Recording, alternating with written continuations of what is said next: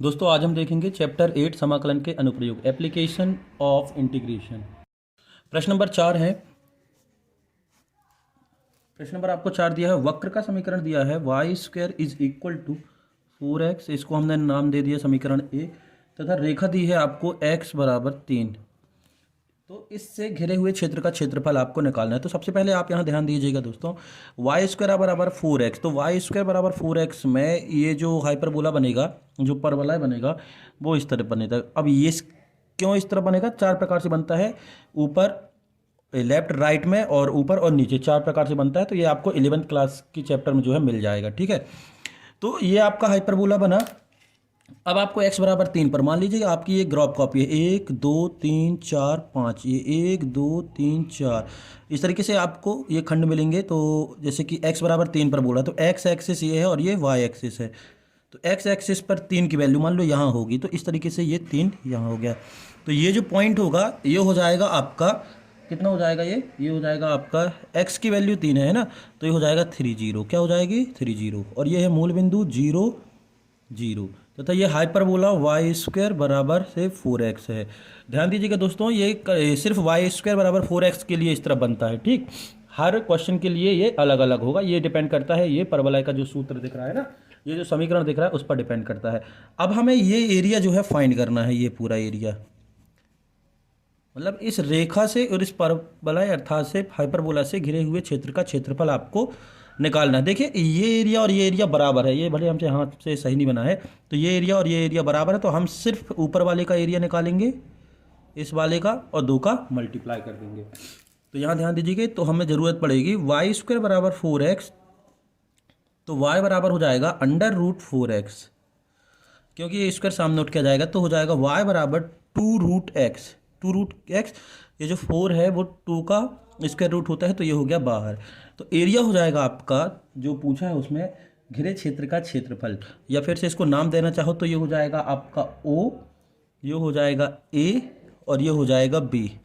तो OAB का क्षेत्रफल, OAB का क्षेत्रफल, तो OAB का क्षेत्रफल हो जाएगा 2। 2 क्यों लिख दिया है दोस्तों? क्योंकि हमें ये दोनों बराबर एरिया है, तो हम सिर्फ ऊपर वाले का निकालेंगे और 2 का गुणा कर देंगे। तो y/dx। एक चीज़ और, अब लिमिट रखनी है, तो देखो यहाँ पर 0 0 है और ये 3 0 है, तो या तो आप x एक्सिस को ले लेना, मतलब से यदि x वाली वैल्यू ले लेना या y वाली वैल्यू ले लेना, कोई भी वैल्यू आप ले सकते हैं। तो हम ले रहे हैं x वाली वैल्यू, तो लिमिट हो जाएगी 0 to 3। क्या हो जाएगी? 0 to 3, ये 0 और ये 3, ये भी x की वैल्यू है और ये भी x की वैल्यू है, तो लिमिट ले ली हमने 0 to 3। अब इसका समाकलन कर देंगे, तो y की वैल्यू कितनी निकाली है? 2√x। 2√x कितनी है? 2√x इंटू dx, तो ये हो जाएगा 2 बाहर, तो ये हो गया 4।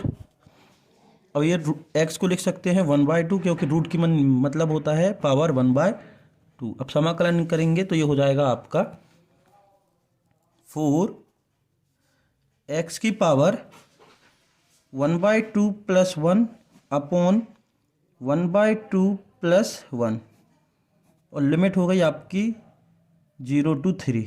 यहाँ पर ध्यान दीजिएगा, ये 0 to 3। अब ये कौन सा फार्मूला लग गया है? देखिए ये फार्मूले आपने पूरे फार्मूले जो है पढ़े हैं, ये है ये वाला फार्मूला, इंटीग्रेशन ऑफ x की power n is equal to x की पावर n+1 अपॉन n+1, ये वाला फार्मूला लग गया है, जहाँ पर से n की जगह क्या था? 1/2। तो ये हो गया 4, 1/2 मतलब से x की पावर 3/2 अपॉन 3/2। कांस्टेंट वैल्यू ऊपर चले जाएगी बाहर निकाल के, तो ये 3/2 का 2/3 हो जाएगा, तो ये हो जाएगा 8/3। भाई ये ऊपर जाएगी, 3/2 का 2/3 और 2 के साथ 4 का गुणा, तो 8। तो अंदर बचा केवल x की घात 3/2, 0 टेंस टू 3, ठीक है। यहाँ तो कोई दिक्कत नहीं ना दोस्तों। देखो अब ये 8/3 जो दिख रहा है, 8/3, अब हमें करना क्या है? अपर लिमिट से लोअर लिमिट की वैल्यू यहाँ पर रख देनी है, मतलब एक बार x की जगह आपको 3 रखना है, एक बार x की जगह 0 रखना है। जब आप 0 रखोगे तो उसका तो कोई मतलब है नहीं है, तो हम चाहो तो आप रख सकते हो 3 की घात 3/2 माइनस 0 की घात 3/2। पहले हम अपर लिमिट की वैल्यू रखते हैं, फिर लोअर लिमिट की, उच्चतम सीमा और फिर निम्न सीमा। 8 3। अब ये 3 दिख रहा है तो देखो हम लिख सकते हैं इसको 3 की पावर 3 और इस पूरे की पावर 1/2 लिख सकते हैं। हमने 1/2 बाहर कर दिया, 1/2 हमने बाहर कर दिया तो ये हो गया 8/3। 3 की पावर 3 मतलब से 27 की पावर से 1/2, इसको हम करनी में लिख सकते हैं तो ये हो गया 8/3 करनी 27। अभी स्टार्टिंग में बताया था कि यदि किसी भी नंबर की पावर 1/2 होती है तो उसमें करनी लगी होती है, तो हमने 1/2 बाहर निकाला, 3 बचा, 3 की पावर 3 बराबर 27 हो गया। अब 27 को आप तोड़ के लिखिए तो ये हो जाएगा 8/3, 9 गुणित 3, 9 तिहाई 27। ठीक, तो 8/3, ये 9 जो है बाहर निकल आएगा किससे, 3 से, तो ये हो गया 3, 3 से 3 कैंसिल, तो ये हो गया 8 करनी 3। तो एरिया पूछा था तो एरिया हमेशा वर्ग इकाई में होता है तो आप इसको वर्ग इकाई लिख सकते हैं, वर्ग इकाई, वर्ग इकाई, यही आपका है आंसर। दोस्तों प्रश्न नंबर 6, x²/16 प्लस y²/9 बराबर 1। जी हाँ, प्रश्न नंबर 6 है, दीर्घ वृत्त बनाना है। ठीक है, आपको वृत्त बनाना है तो घिरे क्षेत्र का क्षेत्रफल ज्ञात कीजिए। तो दिया गया वक्र है x²/16, तो यहाँ देखो इस तरीके से इसको लिख सकते हैं, x²/4 का स्क्वायर प्लस y²/3 का स्क्वायर बराबर 1। दीर्घवृत्त का समीकरण होता है x²/a² प्लस y²/b² बराबर 1। ये आपको 11th क्लास में मिल जाएगा। ठीक है, अब देखो x²/a² से प्लस y²/b² बराबर 1 है। ये देखो तुलना अगर हम करेंगे, इसको समीकरण एक नाम दे दें तो a की वैल्यू आपकी आ जाएगी 4 और b की वैल्यू आ जाएगी 3। तो ध्यान देना यहाँ पर से a की वैल्यू जो है b से बड़ी है, a की वैल्यू b से बड़ी है। दिख रहा है आपको कि a की वैल्यू जो है b से बड़ी है। बस हमने अभी कुछ नहीं किया है, इसका कॉन्सेप्ट जो है 11th क्लास में आपको मिल जाएगा। ये समीकरण है, इसको 16 को हम लिख सकते हैं 4 का स्क्वायर, 9 को लिख सकते हैं 3 का स्क्वायर। तो ये हो गया a की वैल्यू हो गई 4, b की वैल्यू हो गई 3। तो a की वैल्यू जो है b की वैल्यू से बड़ी है। तो अब जो हाइपरबोला बनेगा, ये जो बड़ी देखना है तो वो हाइपरबोला देखना है कि किस तरीके से ये जो है बनेगा। तो यहाँ पर ध्यान दीजिएगा, हाइपरबोला जो हमारे बनेगा मतलब से ये जो वृत्त बनेगा, दीर्घ वृत्त बनेगा, इलिप्स बनेगा, सॉरी हाइपरबोला नहीं, तो ये एक्स एक्सिस में क्या बनेगा, बड़ा बनेगा। तो देखो ये हम यदि करें बात तो देखो 1 2 3 4, 1 2 3 4, और इस तरीके से 1 2 3, क्योंकि ये तो 3 की वैल्यू है ना, तो इस तरीके से इन बिंदुओं को मिलाकर ये बिंदु, ये पॉइंट, ये और ये चौथा, इनको मिलाकर से एक दीर्घवृत्त बनेगा। आप इस तरीके से डिवाइडर की सहायता से बना लीजिएगा, ये ठीक, ये दीर्घवृत्त बन गया। तो इस दीर्घवृत्त में ये जो वैल्यू है ये कितनी है, 4 और 0, और ये जो वैल्यू है ये कितनी है, 0 3, क्योंकि ये जो वैल्यू है ये है y की वैल्यू, तो ये हो गई 3, और ये है x की वैल्यू, तो ये हो गई आपकी 4। आपको इससे घिरे हुए क्षेत्र का क्षेत्रफल जो है निकालना है। तो देखिए ये जो चारों एरिया हैं बराबर हैं, कैसे हैं, बराबर हैं, तो आप चारों को तो निकालोगे नहीं। देखिए आपको ये पूरा एरिया जो है फाइंड करना है। ठीक, तो आप क्या करेंगे, एक का, किसी एक का निकाल लेंगे, चाहे हम इसका निकाले ले रहे हैं उससे कोई दिक्कत नहीं है, हम किसी एक का निकालेंगे। तो हमने इस एक का निकाला और 4 का मल्टीप्लाई कर देंगे, क्या कर देंगे, 4 का मल्टीप्लाई। अब हमारा समीकरण था x²/16, x²/16 प्लस y²/9 बराबर 1। हमें y की वैल्यू चाहिए रहेगी तो ये हो जाएगा y²/9, 1 प्लस x²/16, तो ये हो गया आपका y² बराबर 9। इसको सॉल्व करेंगे तो ये हो जाएगा 16 धन x, तो ये हो गया y² बराबर 9, ये 16 धन x/16। ठीक है, सॉरी ये x² है भी, ये x² है।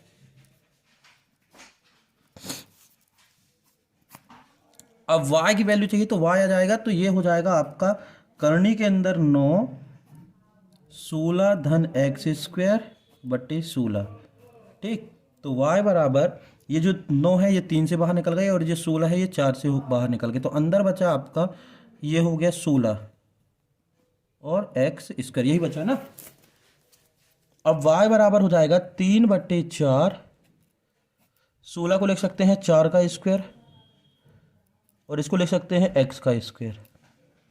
ठीक, ये हो गई आपकी y की वैल्यू, क्योंकि अभी हम जब छायांकित या फिर से घिरे क्षेत्र का क्षेत्रफल निकालेंगे तो y की ज़रूरत हमें पड़ेगी। तो इस तरीके से हमने y की वैल्यू जो है निकाल ली। दोस्तों पहले वहाँ पर जगह नहीं थी, पेज पलटा लिया। y की वैल्यू हमने निकाली 3/4 under root y square minus x square. तो हम निकालते हैं घिरे क्षेत्र का क्षेत्रफल, है ना, घिरे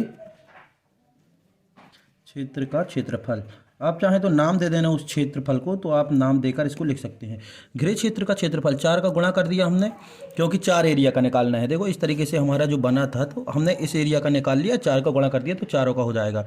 अब लिमिट्स देखिएगा, लिमिट्स देखो यहाँ पर क्या था हमारा, यहाँ पर हमारा था 4 0 और यहाँ थी हमारी 0 3। तो या तो एक्स एक्स वाली वैल्यू ले लो या वाई वाई वाली वैल्यू ले लो, जो भी आपको चाहे तो वो ले सकते हैं। तो हम एक्स वाली ले रहे हैं, तो ये हो जाएगी 0 to 4, ये एक्स की वैल्यू, ये एक्स की वैल्यू, तो ये हो गया 0 to 4 वाई डी एक्स। तो 4 और वाई की वैल्यू हो गई आपकी 3/4 under root 4 square minus x square. ठीक, और ये 0 to 4 बाहर आ गया कांस्टेंट वैल्यू अचर राशि, तो ये हो गए 3/4 इंटीग्रेशन ऑफ 0 टेंस टू 4 और 4 square minus x square under root 4 square minus x square into d x.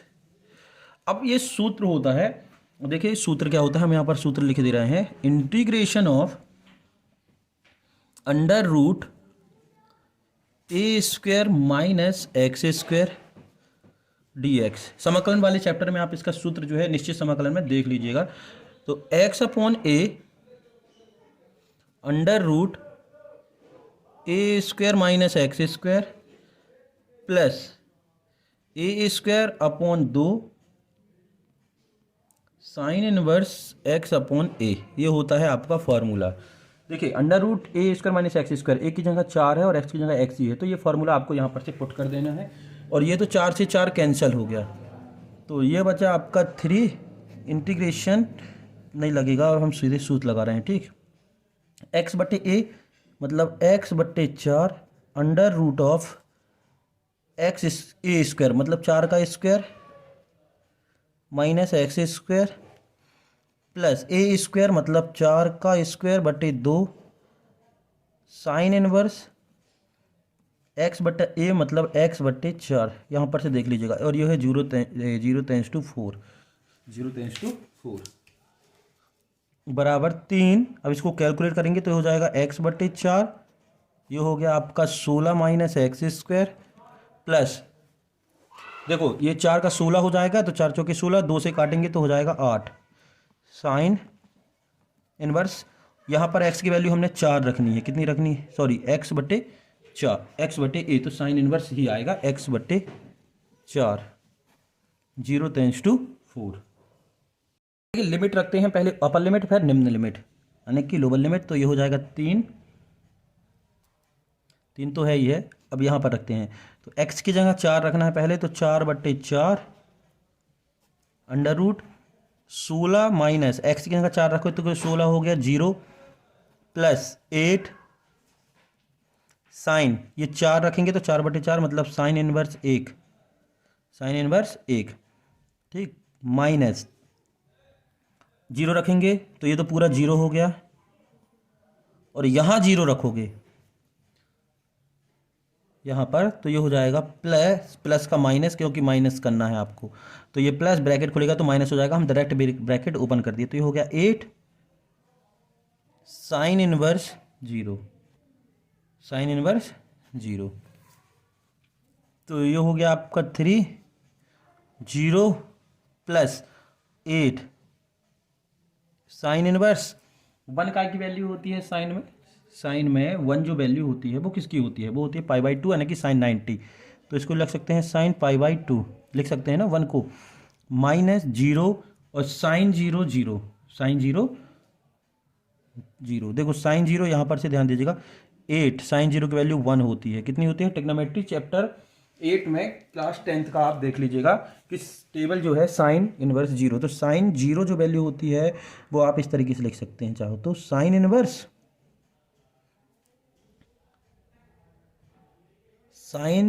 है साइन 0 की, ठीक है, ये साइन जीरो जो वो जीरो वैल्यू होती है साइन में, साइन जीरो की, तो ये भी जीरो और ये साइन इनवर्स से साइन इनवर्स करने से तो पूरी टर्म जीरो। तो आपके पास 3 × 8 × π/2 यहाँ बचा आपका 3 × 8, ये 8 ये वाला बचा, और ये साइन इनवर्स से साइन कैंसिल, और π/2 2 से भी ये कट गया, तो चौके 8, तो ये उठा 4×3 = 12, तो ये हो गया 12π² इकाई। ये आपका आंसर। दोस्तों अगला प्रश्न है क्वेश्चन नंबर 7 से। वक्र दिया है x² = 4y, x² = 4y तथा रेखा दी है x = 4y - 2 से घिरे क्षेत्र का क्षेत्रफल निकाली। तो दिया गया वक्र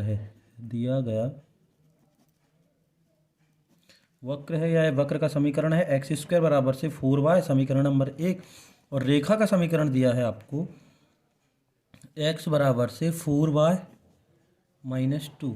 अब आपको पहले तो डायग्राम बनाना है ना।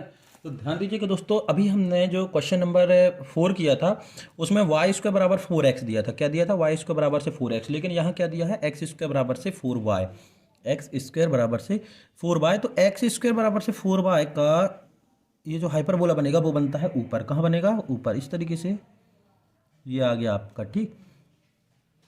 ये किसका है? x² = 4y का। ये 11th क्लास में आपको क्लियरली दिया होगा। देखो x² = 4y अगर दिया है तो आपको ऊपर बनाना है, और यदि y² = 4x दिया है तो इस तरीके से आपको यहाँ पर बनाना है, ठीक। क्वेश्चन नंबर 4 में थोड़ा सा देख लीजिएगा। अब बचा रेखा का समीकरण कैसे बनाएंगे? तो रेखा का समीकरण बनाने के लिए आप इनकी अलग अलग वैल्यू निकालेंगे। जैसे कि यदि आपको कोई समीकरण दिया रहता है किसी भी क्लास में, छोटी क्लास में आपने देखा होगा कि इस तरीके से यदि कोई भी वैल्यू दी है और आपको ग्राफ खींचना है, ठीक है, तो आप क्या करते थे? या तो x की वैल्यू रख देते थे तो y निकल आता था, या y की वैल्यू रख देते थे तो x निकल आता था। तो इस तरीके से हम इससे जो है 2 पॉइंट निकालेंगे। जैसे कि ये दिया है x = 4y, तो ये हो गया x और ये हो गया y। तो एक बार हमने x की वैल्यू 0 रख दी और एक बार y की वैल्यू 0 रख दी, तो क्या आता है वो आप देखिएगा। तो x की वैल्यू जब हमने 0 रखी, यहां पर से ध्यान दीजिएगा, जब हमने x की वैल्यू 0 रखी तो देखो x बराबर, ये आपको साइड में करना है, ठीक है, x बराबर से 4y - 2। जब आपने x की वैल्यू 0 रखी तो ये 0 हो गया और ये इस तरफ आ गया, तो ये हो गया 2 बराबर से 4y, तो y बराबर हो गया 2/4, तो ये हो गया 1/2 = y। यही होगा ना, 2 एकम 2 और 2 दूनी 4, तो 1/2। तो y कितना हो गया? 1/2। तो मान लो 1 2 3 4, 1 2 3 4, तो y की वैल्यू 1/2 और x की वैल्यू 0। तो x की वैल्यू तो 0 यहाँ होगी क्योंकि ये x एक्सिस है और ये y एक्सिस है। तो y की वैल्यू 1/2 मतलब से यहाँ कहीं हाफ में होगी, ठीक। ये 1/2 हो गया आपके लिए। अब यदि हम y की वैल्यू 0 रखते हैं तो यहाँ से सॉल्व करोगे तो ये तो 0, तो x की वैल्यू होगी -2। तो x की वैल्यू -2 कहाँ आएगी? यहाँ आएगी, यहीं आएगी ना भाई। जब हमने एक बार x की वैल्यू 0 रखी तो y की वैल्यू कितनी आई आपकी? 1/2। जब हमने y की वैल्यू 0 रखी मान लो, तो x की वैल्यू कितनी आ जाएगी? ये y 0 हो गया पूरा, तो x की वैल्यू -2, तो ये हो गई -2। तो आपको इससे ग्राफ खींचना है। एक बार x बराबर 0 तो y बराबर ये हो गया आपका 1/2। यहाँ नहीं आएगा दोस्तों, यहाँ से देखिए y की वैल्यू कितनी आ जाएगी। तो देखो x की वैल्यू यदि हमने 0 रखी तो y ये हो गया 1/2, हाफ। कहीं पर भी आप मान सकते हैं, इससे कोई लेना देना नहीं है कि आप एक्यूरेट ग्राफ खींचे, अनुमानित के लिए है कि आप लाइन खींच सके, ठीक। फिर जब हमने x की वैल्यू -2 रखी, मतलब से या y की वैल्यू 0 रखी, तो -2 इस तरफ आएगा x का, ये पॉजिटिव और ये नेगेटिव। तो इस तरीके से हमने इसको मिला दिया इन दोनों बिंदुओं को, ठीक। तो देखिए ये और ये क्या आपका एक सा लग रहा है? नहीं लग रहा है ना। ये जो एरिया है यहाँ से ये छोटा है ये वाला, और ये बड़ा है, तो आप ऐसा नहीं कर सकते हैं कि 1 का निकाल के 2 का मल्टीप्लाई कर दिया। ये पूरा एरिया आपको निकालना पड़ेगा।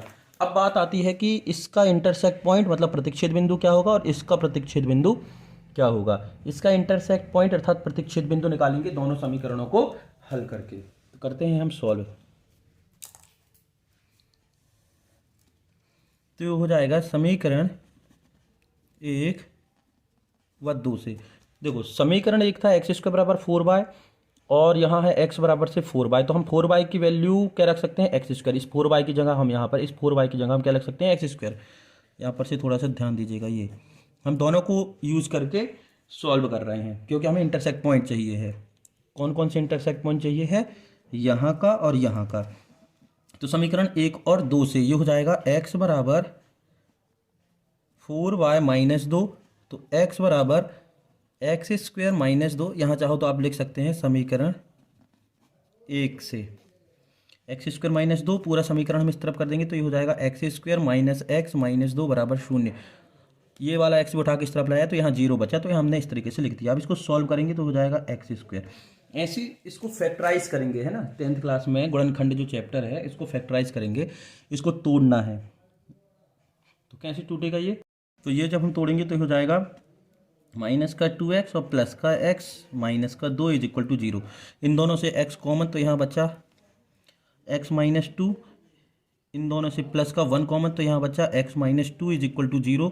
तो x माइनस 2 कॉमन इन दोनों से फिर से, तो ये हो गया x प्लस 1। 10th क्लास का है दोस्तों, कहीं दिक्कत नहीं होनी चाहिए आपको। अब एक बार इसके बराबर में 0 रखेंगे तो ये हो जाएगा x की वैल्यू 2 और एक बार हो जाएगा x की वैल्यू माइनस 1। तो ये आ गई आपकी x की वैल्यू। आपको अब चाहिए y की वैल्यू भी। तो जब x बराबर ये है और ये है तो आप y की वैल्यू निकालना, चाहे समीकरण 1 से निकालें चाहे समीकरण 2 से निकालें, तो जो इजी आपको लगे, चाहे समीकरण 1 से। तो समीकरण 1 से हम निकाले ले रहे हैं। समीकरण 1 से जब x बराबर 2, जब x बराबर 2 तो यहाँ रखेंगे तो ये हो जाएगा 2 का स्क्वायर बराबर से 4y। तो 2 का स्क्वायर 4, तो 4 बार बराबर 4y। तो y बराबर हो गया 1। y बराबर 1, y बराबर 1 कब हुआ? जब x बराबर हमने 2 रखा। वैल्यू आ गई इसके लिए आपको x बराबर 2 और y बराबर 1। ठीक, इसी प्रकार जब इसी समीकरण से, किसी भी समीकरण से आप निकाल सकते हैं, चाहे इससे निकाले चाहे इससे निकाले, उससे कोई दिक्कत नहीं है। तो वो छोटा है, पक्षांतर करने को नहीं पड़ेगा, इसलिए हमने 1 का यूज किया। जब x की वैल्यू -1 रखें, x की वैल्यू -1 रखें, तो यहां देखिएगा तो -1 का स्क्वायर 1, भाई -1 का स्क्वायर 1 और ये हो गया 4y। तो y इज इक्वल टू हो गया 1/4, y इज इक्वल टू 1/4। तो ये हो गई वैल्यू आपकी -1 और 1/4। ठीक है, अब ध्यान दीजिएगा दोस्तों, इस चतुर्थांश में ये देखो x की वैल्यू -1 है तो -1 यहाँ कहीं होगा, तो इसकी वैल्यू हो जाएगी आपकी -1 1/4। और ये जो पॉजिटिव आई है तो इसकी वैल्यू हो जाएगी आपकी 2 और 1। अच्छे से आप डायग्राम बना लीजिएगा। तो ये -1 1/4 और 2 और 1। क्लियर है? अब करना है हमें छायांकित भाग का क्षेत्रफल निकालना है। तो आप चाहो तो नाम दे दो, इसको दे दो O, इसको दे दो A और इसको दे दो ये जो है B। ठीक है दोस्तों, यही चित्र था हमारा पीछे। ठीक, तो ये हो गया आपका -1 1/4, ये हो गया 2 1। अब हमें निकालना है OAB का क्षेत्रफल। तो OAB का क्षेत्रफल, OAB का क्षेत्रफल। अब होता क्या था इसके पहले, जैसे कि पहले जो चित्र थे वो सेम रहते थे, मतलब इसका पूरा का एरिया निकालना रहता था तो हम 1 का निकाल के 2 का गुणा कर देते थे। लेकिन अब यहाँ पर अलग अलग है। तो हम यहाँ करेंगे क्या, इस वक्र के समीकरण से, किसके? वक्र के समीकरण से रेखा के समीकरण को हम घटा देंगे। वक्र के समीकरण से रेखा के समीकरण को जो है हम घटा देंगे। वक्र के समीकरण से रेखा के समीकरण को घटा देंगे। तो ध्यान दीजिएगा यहाँ पर से इंटीग्रेशन। हाँ, एक चीज़ और, अब लिमिट्स क्या लेनी है आपको, है ना। सबसे बड़ी बात आती है लिमिट्स की। तो लिमिट्स देखो, ये तो x की वैल्यू है, इसके लिए ये x की वैल्यू है, ये y की वैल्यू है और ये y की। या तो आप x की वैल्यू ले लो या y की, उससे कोई दिक्कत नहीं है, लेकिन लेना एक ही है ना, कि ऐसा नहीं लेना -1 1/4 या 2 और 1। इसकी x तो इसकी x, इसकी y तो इसकी y। तो हम ले लेते हैं इसकी x। तो ये हो जाएगा -1 tends to 2, -1 tends to 2 y dx minus y dx। ठीक है, इस तरीके से हमने जो है ले लिया। अब यहाँ पर आपको सॉल्व करना है तो सबसे पहले तो y निकालना पड़ेगा। क्या निकालना पड़ेगा? y निकालना पड़ेगा। ये रेखा का समीकरण है, शब्दों में चाहो तो आप लिख सकते हो -1 टेंस टू 2 रेखा के वक्र के समीकरण से। तो वक्र का क्षेत्रफल माइनस रेखा का क्षेत्रफल, जिससे समझ में आ जाए रेखा का क्षेत्रफल, और इसका dx कर दिया। अब वक्र का समीकरण हमें दिया क्या था?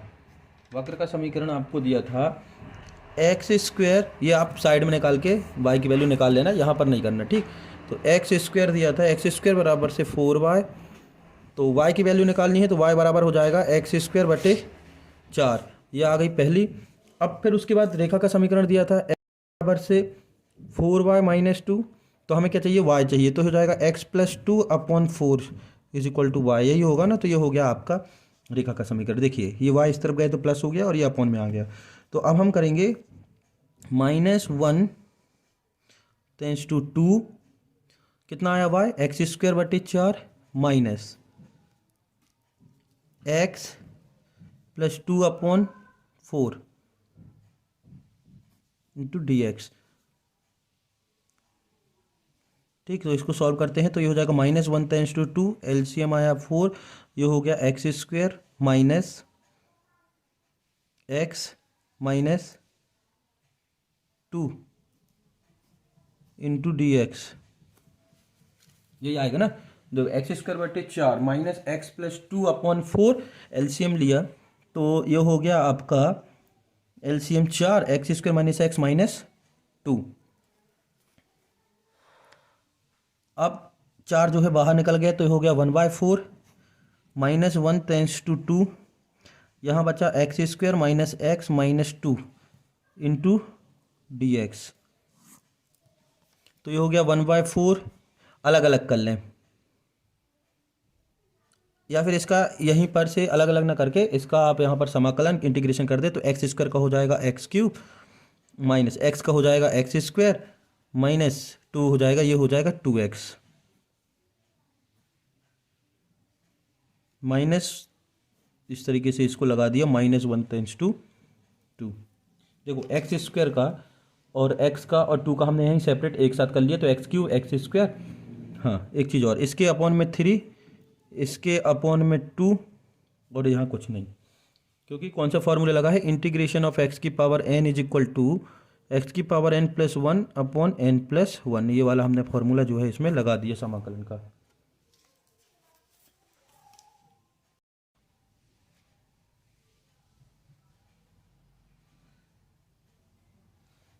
अब देखिए 1/4 अपर लिमिट रखते हैं और फिर लोअर लिमिट। तो अपर लिमिट यहाँ जब 2 रखेंगे तो ये हो जाएगा 8, 2 की घात 3 बराबर 8, माइनस यहाँ पर जब 2 रखेंगे तो हो जाएगा 4, 4/2, माइनस यहाँ 2 रखेंगे तो हो जाएगा -4, माइनस अब माइनस रखेंगे तो ये हो जाएगा आपका -1/3, ये हो जाएगा 1/2 और ये हो जाएगा +2। भाई -1 रखेंगे तो माइनस माइनस +2, यहाँ पर कैलकुलेशन में ध्यान दीजिएगा, ठीक है थोड़ा सा। 1/4 ये हो गया 8/3, ये हो गया 2 2 जा 4 -2 -4, ब्रैकेट ओपन कर दिए तो ये हो गया माइनस माइनस प्लस 1/3, ये प्लस माइनस माइनस प्लस हो गया 1/2 और ये हो गया -2 ब्रैकेट ओपन करने पर। ठीक, देखिए यहाँ पर से 1/4 ये हो गया 2 और 2 4, 4 2 6 और 2 8, तो 8/3 प्लस 1/3 प्लस 1/2 और माइनस माइनस 6 और 2 8 हो गया -8। ठीक, 1/4, एक काम करें इसको पूरा का एलसीएम लेकर कर लें। तो एलसीएम लेकर से 3 दूनी, ये इसके बटे में कुछ नहीं है तो हमने 1 लिख दिया, तो एलसीएम हो गया 6, तो 3 दूनी 6, 8 दूनी 16, 3 दूनी 6, 6 एकम 6, 2 तिहाई 6, 3 माइनस 6 दूनी 12, 8 6 48। ठीक है ना, ये परिमेय संख्याओं का जोड़ना है दोस्तों, थोड़ा सा आप ध्यान दीजिएगा। ठीक है, परिमेय संख्याओं का जोड़ना, एडिशन ऑफ रेशनल नंबर से। तो इसका एलसीएम, पूरे का एलसीएम लिया, एक एक करके जितने भी हर थे, डिनोमिनेटर थे, उनसे हमने इसको डिवाइड किया। डिवाइड करने के बाद जो आ रहा है उसका हमने न्यूमरेटर या अंश के साथ मल्टीप्लाई कर दिया। तो 3 दूनी 6 और 8 दूनी 16 और 3 दूनी 6, यहाँ देखो यहाँ पर से ये 3 दूनी 6, अरे 6 नहीं आएगा, 2 आएगा, कितना आएगा 2। ठीक, यहाँ गलती हो जाती है अभी। फिर 2 तिहाई 6, 3 और 8 6 48। अब पूरे का करते हैं यहाँ पर, तो ये हो गया 1/4 45।